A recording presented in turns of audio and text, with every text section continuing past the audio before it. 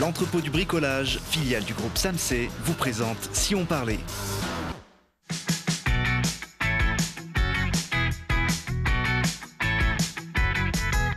Ouais, parce que c'est important de regarder aussi ce qui se passe près de chez nous. Télé Grenoble vous donne la parole tous les jours du lundi au vendredi. Et aujourd'hui, avec nos invités, on va découvrir les aventures d'Églantine et Séraphin et plonger dans le monde surprenant des startups avec quelques innovations grenobloises pleines d'avenir. Et pour parler de ces sujets, je reçois Hervé Kuhn, auteur et illustrateur de BD. Bonjour. Bonjour.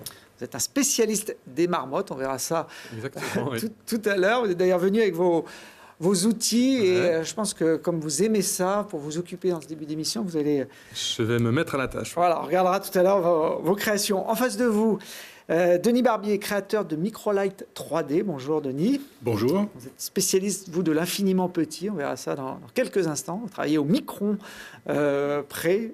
Et puis à côté de vous, Véronique Souverain. Bonjour Véronique. Bonjour. Responsable communication de Linxium. Alors, Linxium, c'est une SAT, ça veut dire Société d'accélération de transfert de technologie. Bon, j'ai pas beaucoup de mérite, hein.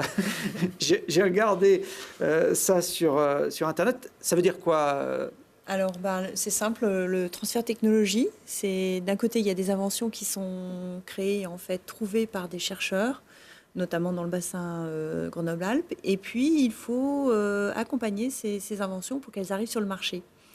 Et donc, il y a tout un programme qui permet d'accompagner ces inventions qui, en fait, doivent répondre à des vrais défis sociétaux, puisque on sait que l'environnement a besoin de solutions, que bien vivre, bien vieillir, c'est aussi des défis de la société. Et les chercheurs travaillent, trouvent des inventions, et il serait dommage qu'ils restent dans les laboratoires, qu'ils n'arrivent pas sur le marché, qu'ils ne se transforment pas en société et qu'ils puissent le présenter auprès du... Donc vous êtes une sorte de passerelle entre le monde universitaire, les laboratoires de recherche et puis la vie économique. Alors, une passerelle et aussi un accompagnement, parce qu'il y a vraiment deux phases. Quand les projets ils arrivent, souvent, c'est quand même très, très, très scientifique. Donc, il faut arriver à faire un démonstrateur, à montrer que ça fonctionne en termes de technologie. Et une fois qu'on a le démonstrateur, on peut aller voir les premiers clients, les premières personnes intéressées. Et ensuite, à ce moment-là, on passe au niveau d'une entreprise, donc on change aussi l'état d'esprit, on approche un marché, on a vraiment des études de marché très spécifiques, et là, on arrive à augmenter les chances de succès des startups grâce à un accompagnement complet. Alors, vous travaillez sur la deep tech. Oui. Deep tech, pour ceux qui ne sont pas des spécialistes, qu'est-ce que c'est ? Alors la deep tech, en fait, c'est basé sur des innovations de rupture par rapport à un état de l'art. Donc, il y a des innovations incrémentales, alors c'est un autre mot un petit peu barbare, mais qui améliorent peu à peu des produits. Là, les chercheurs, ils ont 10 ans, 20 ans de recherche derrière eux. Donc, c'est pas pour améliorer quelque chose, c'est vraiment pour trouver une nouvelle manière d'aborder un marché. On va en voir un certain nombre d'exemples, mais souvent, c'est radical. Ah. On appelle ça aussi des technologies de rupture qui ouvrent des champs nouveaux. Ça existe depuis une bonne dizaine d'années, Linxium. Alors, Linxium a été créé en 2015, ouais. Donc on a 3 ans. 3 ans, ouais. Voilà, ouais, j'étais un peu optimiste. Ouais. Et par contre, le bassin Grenoble-Alpes est très fertile en start-up et en projet, donc voilà, c'est le bon endroit pour pouvoir accompagner de nombreux projets, vu l'excellence scientifique qu'il y a dans la région. C'est financé comment ? Parce que vous aidez aussi financièrement ces startups ? Oui, alors on a un rôle d'investisseur en fait, et on a des actionnaires qui sont les établissements de recherche du bassin grenoblois, donc l'Université Grenoble-Alpes, il y a aussi Grenoble INP, le CNRS, le CEA, l'INRIA et l'Université Savoie-Mont-Blanc. Et ensuite, on a l'État qui vient aussi compléter cet actionnariat. Et en même temps, on investit dans les startups. C'est un peu la spécificité d'ailleurs de Grenoble et de l'écosystème grenoblois. Tout de suite, on passe au marché en investissant directement dans les startups et en restant cofondateur de ces startups. Donc on a un rôle d'accompagnement au long terme de ces startups. Donc vous en avez 25, je crois, à peu près. Il y a 27 actuellement startups créées. Et 20 millions d'euros investis depuis là. Voilà, exactement. la création de Lixium. Parmi ces startups, il y a Microlight 3D, représenté par Denis Barbier. Vous concevez des imprimantes 3D. Denis, alors ça, c'est pas hyper nouveau. Ça fait quelques années que ce concept existe, mais les vôtres, elles ont une particularité. Deux particularités. La première, c'est qu'on est capable d'écrire à l'échelle du micron. Le micron, je rappelle ce que c'est. Un cheveu, ça fait 100 microns de diamètre. Donc on écrit 100 fois plus petit qu'un cheveu. Un peu difficile de voir à l'œil. Oui, on a du mal à se matérialiser, mais c'est très petit. La référence aux cheveux permet de se faire une idée. Et puis le deuxième point particulier de ces imprimantes, c'est qu'on est capable d'imprimer directement dans des biopolymères ou des matériaux biologiques, des protéines, du collagène. Donc ça va permettre aux chercheurs en biologie cellulaire d'inventer la médecine de demain. Techniquement, Véronique expliquait que c'est des années et des années de recherche. Vous avez suivi aussi ce processus ? Alors, 15 ans de recherche à l'université Grenoble-Alpes. Donc la technologie est issue des travaux de deux chercheurs, Patrice Baldec et Michel Bourriaud, qui sont arrivés à un stade de démonstration de prototypes. Et à partir de là, on est allé voir Lixium pour passer en phase de maturation et d'incubation. Et Lixium nous a aidés à transférer la technologie de l'université vers la société. Et on a créé la société le 1er janvier 2017. Bon, c'est tout nouveau. On a quelques images de votre technologie. On a fait ça dans vos labos. Comment ça marche sans rentrer trop dans le détail technique? On voit un laser là, par exemple. On va dire qu'on utilise un laser qu'on va focaliser de façon très, très, très précise. Et on va utiliser des procédés d'interaction entre le laser et la matière qui vont permettre d'imprimer à l'échelle du micron. Donc c'est une imprimante 3D qui fait aussi des choses en relief Alors, on écrit des objets de n'importe quelle forme. C'est l'avantage de cette technologie, c'est qu'il n'y a aucune limite dans la forme. Il n'y a pas de limite à l'imagination. Le concepteur, qu'il soit un biologiste ou qu'il soit un mécanicien ou autre utilisateur, peut concevoir sa pièce. On va savoir la réaliser en 3D sans problème. Qui peut utiliser votre technologie? Qui a besoin d'écrire aussi petit sur la taille d'un centième de cheveux? On est sur, effectivement, comme le disait Véronique, sur une technologie de rupture. Donc pour l'instant, nos premiers clients sont des chercheurs. Donc on vend notre machine dans le monde entier, dans les laboratoires de recherche. Je prendrai un exemple d'application. Aujourd'hui, on est sur un projet qui est cofinancé par la métro de Grenoble. J'en profite pour les remercier, qui a pour vocation de développer des microstructures dans lesquelles on va venir déposer des cellules tumorales. Là, on collabore avec une entreprise de Lyon sur cet aspect cellulaire. Et l'idée, à terme, est de permettre de faire de la médecine personnalisée pour le traitement du cancer. Donc là, on est dans les phases tout à fait initiales de ces idées-là, mais grâce à notre technologie, on va pouvoir reproduire de façon parfaitement identique des centaines de microstructures et donc derrière de tester des centaines de médicaments différents. Alors vous avez remporté cet été le Grand Prix du concours national iLab. C'est organisé par le ministère de la Recherche avec un gros chèque, je crois, à la clé. Ça va de 160 à 350 000 euros pour les lauréats. Voilà. Vous avez eu le gros lot, vous? Tout à fait. Effectivement, on est très très content de ce Grand Prix qui à la fois confirme la valeur de cette technologie qui a été transférée, et la valeur du travail des chercheurs et les perspectives de notre entreprise. Et ça va nous permettre surtout de pousser encore plus loin le développement. Entre autres, d'embaucher des nouveaux ingénieurs pour aller plus loin dans nos développements. Aujourd'hui, on est 5, donc 5 emplois créés en 1 an et demi, et on cherche là un ingénieur informaticien spécialiste dans la modélisation 3D, par exemple. Et il y aura d'autres embauches derrière, grâce à cette aide du ministère de la Recherche. Alors, il y a eu d'autres startups soutenues par l'Ixium qui ont été récompensées à travers ce concours cette année. On voit là quelques images d'une petite cérémonie que vous avez fait pour les honorer, Véronique. Ça veut dire que vous n'êtes pas trompé sur vos choix si ces startups sont récompensées au niveau national, reconnues. Alors, en fait, on a tellement de bons projets qui arrivent qu'il est facile d'en proposer 10, ça a été le cas l'année dernière, et d'obtenir un score inégalé en France, il faut quand même le dire, de 50% de réussite avec 5 lauréats. Et le taux national est plutôt autour de 17% de réussite. Ça, c'est l'écosystème grenoblois. C'est la qualité de la recherche, c'est aussi la qualité, je dirais, du mindset grenoblois, qui depuis très longtemps est orienté vers le transfert de technologie. Et du coup, les projets, quand ils sont présentés en national, eh bien, ils rapportent des récompenses et on en est très heureux. Il y a aussi Moïse, qui est un autre projet qui a reçu le Grand Prix. Et 3 autres projets, Motrice, Capflex et Vaxivet, qui ont aussi été lauréats cette année. Donc c'est une vraie récompense pour l'écosystème. Alors vous en avez d'autres en stock encore, des startups assez surprenantes. J'en ai sélectionné quelques-unes. Drone Interactive, on va voir quelques images de ce qu'ils font. Là, on est sur un domaine plus ludique. Tout à fait. Ils s'adressent en fait aux grands acteurs de l'entertainment, comme on le dit au niveau international.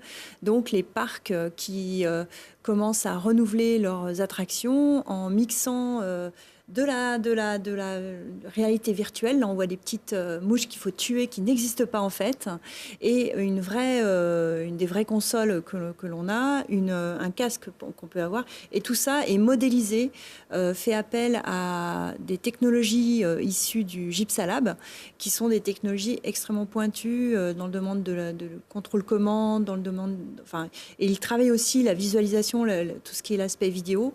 Donc, ils ont été primés l'année dernière au CES, en début d'année au CES de Las Vegas. Ils ont un beau parcours, ils ont fait une levée de fonds, une start-up à suivre. Bon. Une autre, dans un autre registre qui s'appelle Rosie, qui recycle du silicium, c'est ce qu'on voit là, une matière qui est utilisée notamment dans la fabrication des panneaux solaires. Tout à fait, c'est un silicium extrêmement pur et qui est malheureusement à 40% qui devient un déchet quand on le saucissonne pour faire des cellules de panneaux photovoltaïques. Et donc là, c'est une première mondiale puisque en 2 procédés, Rosie arrive à recycler en fait, à créer une économie circulaire autour de ces déchets. Et ça peut impacter vraiment l'énergie solaire, le coût de l'énergie solaire. C'est un gros challenge pour eux parce que c'est tout de suite international. Il y a une belle équipe. Ils sont nominés actuellement dans un prix européen. À suivre aussi. À suivre aussi. Bon, allez, une dernière, également dans le domaine de l'énergie et dans l'air du temps, des éoliennes. Alors j'ai appelé ça éoliennes volantes. On va voir sur ces images comment ça fonctionne. Ça aussi, c'est assez novateur. Hein. Oui, alors là, on mixe en fait l'idée du drone, puisque ça décolle en fait sur un mécanisme de drone, et ça se transforme peu à peu en cerf-volant. Et donc ça capte, on voit des fermes d'éoliennes à la bonne hauteur, 80 mètres au-dessus de la mer, avec le minimum de structure, d'infrastructure. On est à 80% de moins de matière qu'une éolienne en métal. Et ça peut générer de l'énergie. Ça peut aussi... Blade Tips est en train de se développer sur d'autres marchés.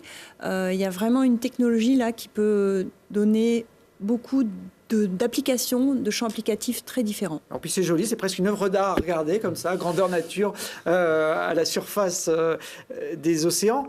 Œuvre d'art, je me retourne vers Denis qui, pour faire parler de son entreprise, a réalisé la plus petite œuvre d'art du monde il y a quelques mois. On ne peut pas la voir, évidemment. Voilà, je voudrais proposer de me l'apporter, mais elle fait 80 microns, 0,08 mm. Moins qu'un cheveu, encore Moins une qu'un fois. cheveu. Donc, c'est vrai que si on la regarde à l'œil, on voit une petite poussière. Si on la regarde au microscope... voilà ce que ça donne, si on regarde au microscope. C'est une vraie œuvre d'art, c'est l'autoportrait d'un artiste actuel. Hein. Oui. qui a exposé ses œuvres au musée d'art contemporain de Limoges. S'il y a des gens vers Limoges, allez voir l'expo. Et votre œuvre d'art, il faut quoi, un microscope pour la regarder?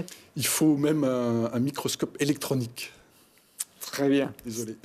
Non, mais on a compris que c'était aussi pour mettre en avant Oui, votre technologie sur un domaine un peu plus grand public. Vous l'aviez fait d'ailleurs pour les vœux de la nouvelle année en 2018 en mettant un mot de bonne année sur un cheveu, là, justement. Voilà, comme on voit sur la photo, la Happy New Year pour le 1er janvier 2018. Ça nous a permis effectivement de communiquer, de montrer les possibilités de notre technologie et à quelle dimension on peut imprimer. Bon, vous étiez même en train d'essayer de travailler sur le logo de Télégrenoble, sur ces images. Une BD sur un cheveu, ça peut être imaginable? Je pense oui, bien sûr. Je vais dire 10 cm de long. Il faut quand même avoir des cheveux un petit peu plus longs que les miens, mais ça tient, oui. Bon, Hervé, peut-être qu'un jour, vos BD seront éditées sur un cheveu. Aujourd'hui, elles sont éditées, on va dire, sur un format beaucoup plus accessible et beaucoup plus lisible pour le grand public. Hein. Ça, c'est la dernière née, là-haut sur la montagne. C'est quoi ce chantier? On va en parler dans quelques instants. Je peux regarder le dessin que vous avez fait pendant le début de l'émission, là. Alors, je vais le montrer à la caméra. C'est on va dire, votre personnage fétiche. Hein. C'est le personnage principal, un des deux personnages principaux. Mes deux personnages, ce sont des marmottes, un couple de marmottes, Églantine et Séraphin. Je crois que ça fait une bonne dizaine d'années que vous avez flashé pour ces marmottes. J'ai toujours aimé les marmottes, je crois. Vous êtes savoyard d'origine, hein, ça peut s'expliquer. C'est pour ça que, j'ai toujours aimé les regarder quand on va se balader en montagne. Et puis ça fait une dizaine d'années où j'ai développé ces personnages et j'ai étoffé le monde dans lequel ils évoluent. C'est des souvenirs d'enfance, j'imagine. La marmotte, ça parle à tout le monde. C'est un animal sympathique qui fait sourire tout le monde. Et c'est vrai que c'est aussi un marqueur de la montagne. Donc, je pensais que c'était une bonne idée d'en faire une BD. Bon, puis elles ont une bonne tête, on peut dire, vos marmottes. Vous avez trouvé des personnages qui sont plutôt sympas à regarder. Voilà, c'était le but, que ça plaise aux enfants, mais aussi aux adultes. Vous êtes dessinateur, on vous voit à l'œuvre là, mais également auteur de BD. C'est vous qui la concevez de A à Z. C'est-à-dire l'histoire, dessin et couleur. On commence, j'imagine, par imaginer l'histoire avant de mettre en scène les personnages. Voilà, ça commence dans des petits carnets, et puis après on écrit l'histoire, et après on dessine au crayon de papier, après on encre, et après on colorise. Donc ça fait beaucoup d'étapes, beaucoup d'heures passées. Il paraît que vous les réalisez plutôt la nuit. C'est plutôt la nuit, une fois que tout le monde est couché, que j'ai un petit peu de temps pour moi, je le passe sur mes BD. Ouais. Bon. Celle-ci, elle raconte quoi? Le troisième tome de votre série là-haut sur la montagne. Alors donc les deux personnages principaux vont aller aider leur ami Bernard, qui est dans un hospice qui tombe en ruine. Donc c'est un chantier participatif pour sauver cet hospice qui est situé entre la vallée de la Marentaise et de la Drolienne. Alors, les amateurs de ces vallées connaîtront le clin d'œil. Ça se passe évidemment chez nous. Il y a le col de Liseron aussi. Oui, le col du Liseron aussi. Qui est dans le secteur. Et puis, vous rebondissez aussi dans l'histoire sur une actualité du moment, les migrants qui sont effectivement dans nos montagnes. Aussi, les montagnes servent aussi à faire passer donc les réfugiés. Et j'ai un personnage de réfugié qui apparaît dans ma BD. Ouais. Alors, si je disais que vous réalisez vos BD la nuit, c'est que vous avez un autre métier, j'allais dire un vrai métier, mais en tout cas qui vous permet de vivre. Vous êtes professeur d'allemand. Exactement, ouais. Dans des collèges isérois, je crois, Moiran et au Grand Lens, ouais, c'est ça. Dans le nord de l'agglomération grenobloise. Vos élèves, ils sont au courant? Vous les testez? Bien sûr, ils sont au courant. Régulièrement, il y en a qui m'amènent des BD pour que je leur fasse une petite dédicace dedans. Vous leur faites lire en avant-première pour voir si c'est bien parti? C'est pour ça j'ai la famille, pour ça j'ai mes filles. Alors là, j'ai le tome 2 que vous avez sorti, Helmut, l'ami marmotte. Donc là, le prof d'allemand, il s'est complètement exprimé dans ce tome. Exactement, là, j'ai laissé parler un petit peu le côté professionnel, mais de manière humoristique. Ça m'a amusé de jouer avec les clichés sur l'allemand, sur l'Allemagne, en faisant venir une marmotte allemande dans nos montagnes. Bon, c'est pas encore traduit en allemand, vos BD? Pas encore, non. Bon, j'espère que ça viendra. C'est édité dans une maison d'édition de Chambéry, Oui. en Savoie, qui s'appelle Boule de neige, qui vous avait donc donné votre chance avec cette première Exactement, BD ouais. en 2015. C'est ça, en 2015, je suis allé voir David Gauthier, je lui ai présenté mon travail, et on a travaillé ensemble pour sortir ce premier tome. La marmotte préhistorique. Ouais. Elle avait un peu trop hiberné, je crois, celle-là. Ah, pendant les quelques milliers d'années, oui. Aujourd'hui, auteur de BD, c'est une activité sur laquelle on peut vivre. Comment vous anticipez la suite? Moi, à terme, j'aimerais pouvoir consacrer plus de temps à la BD, mais garder un pied aussi dans l'enseignement, parce que en vivre complètement que de la BD, je ne pourrais pas, ça c'est sûr. Mais voilà, peut-être à terme, si ça fait bien boule de neige, voilà. Voilà, le clin d'œil est passé. Ils seront contents là-bas du côté de votre éditeur en Savoie. En tout cas, on conseille aux téléspectateurs de Télé Grenoble de découvrir l'œuvre d'Hervé Kuhn. Le dernier né peut se trouver dans toutes les librairies de Grenoble, et de l'agglomération. Vous la demandez. La marmotte, elle s'appelle Séraphin et Églantine. Ouais. et Églantine. Oh, vous pourriez presque J'aurais pu faire l'inverse. Voilà, faire l'inverse. Ce sera peut-être l'objet d'un tome 4. Ça s'appelle C'est quoi ce chantier? Merci Hervé. On va continuer à parler un petit peu d'argent avec notre dernière rubrique consacrée au budget participatif.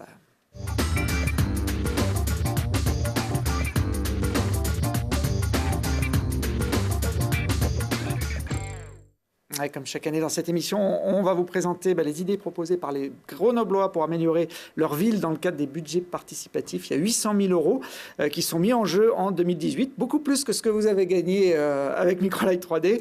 Il y a 23 projets sur la ligne de départ et c'est à vous de les départager en votant. On laisse chaque jour dans cette émission le soin aux porteurs de projets de nous présenter eux-mêmes leurs idées. Bonjour, je me présente, je m'appelle Laurent, je suis apiculteur amateur. J'habite à Grenoble, tout près du parc Pompidou, où je souhaite installer une ruche cheminée pédagogique. Comme vous le savez peut-être, il y a déjà à Grenoble de nombreuses ruches, mais qui ne sont pas toujours visibles car installées dans des jardins privés, sur des balcons, des terrasses, ou même sur des toits. Donc mon premier objectif va être de rendre l'abeille plus accessible, plus proche des Grenoblois, grâce à cette ruche cheminée pédagogique qui a été conçue spécialement pour les espaces publics comme le parc Pompidou et qui va permettre donc d'observer les abeilles sans les déranger et en toute sécurité. Je souhaite également par ce projet valoriser le rôle essentiel des abeilles qui n'est pas simplement de produire du miel mais avant tout de polliniser les fleurs. Il faut savoir qu'une grande part de notre alimentation dépend directement du travail des abeilles. Malheureusement, donc, les abeilles sont menacées de disparition. Il est donc essentiel de prendre conscience que nous avons tous besoin des abeilles et que c'est en apprenant à mieux les connaître que nous parviendrons aussi à plus les protéger. Donc des ateliers seront organisés autour de cette ruche où les Grenoblois, petits et grands, pourront découvrir donc, le monde des abeilles, la vie de la ruche et pourquoi pas participer aussi aux récoltes de miel. Voilà, après les marmottes, les abeilles. On a le temps de donner la parole à un deuxième porteur de projet. Salut, je m'appelle Salah, je suis bénévole à Assemblons nos valeurs et nous portons le projet La colocation solidaire. Alors, Assemblons nos valeurs, avant de porter ce projet, était un cercle de débat où des jeunes parlaient de leurs difficultés ou imaginaient des projets, notamment celui de la colocation solidaire. La colocation, c'est un logement partagé entre étudiants qui ne payent pas de loyer, mais en échange passent de 2 à 4 heures par semaine en faisant de l'aide aux devoirs, de l'accompagnement scolaire pour des enfants en difficulté dans le quartier Tesser.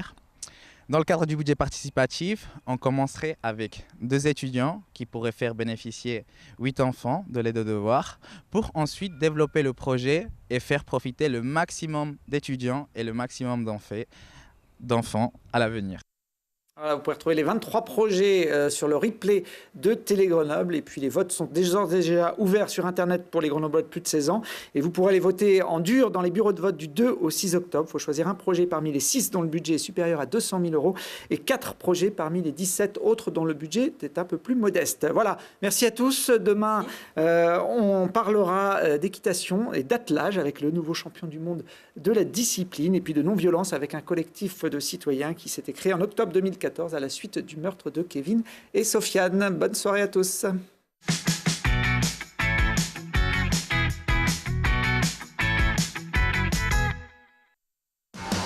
L'entrepôt du bricolage, filiale du groupe SAMC, vous a présenté Si on parlait.